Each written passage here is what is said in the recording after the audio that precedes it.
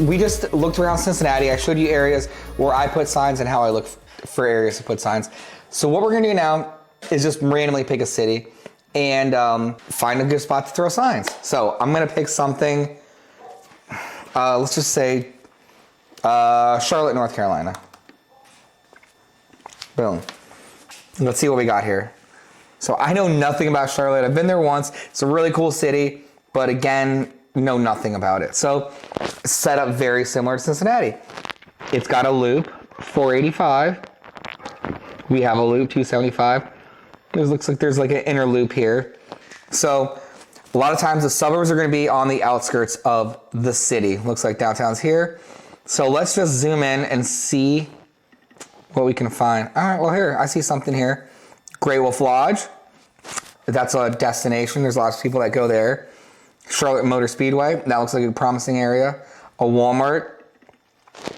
It could be a really good spot there. Let's dive in a little bit closer. Trader Joe's. Where there's a Trader Joe's, there's definitely some money there. Even though it's like a little, a less expensive grocery store, it's still very popular and has like its cult following for lots of good stuff. Got a Chick-fil-A, IHOP up here.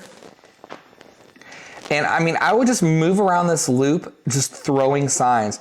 North Lake Mall, 4.3, looks nice.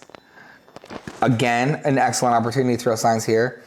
But the only way you're really gonna know where to do it is just doing it. And you're gonna have to put your signs out and just see exactly what it looks like. Here's a country club.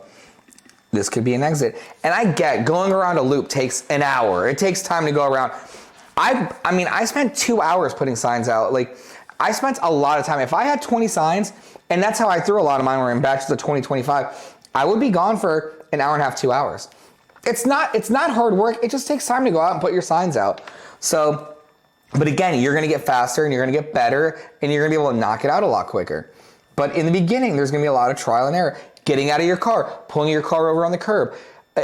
You can be clumsy. It's just a weird thing to do. It's not natural to stop a car, run out in the middle of the street and throw a sign across traffic and then run back into your car. There's nothing normal about that. But again, there's nothing normal about selling a house and making $40,000 in a house you've owned for 10 minutes. So I think the trade-off's pretty fair.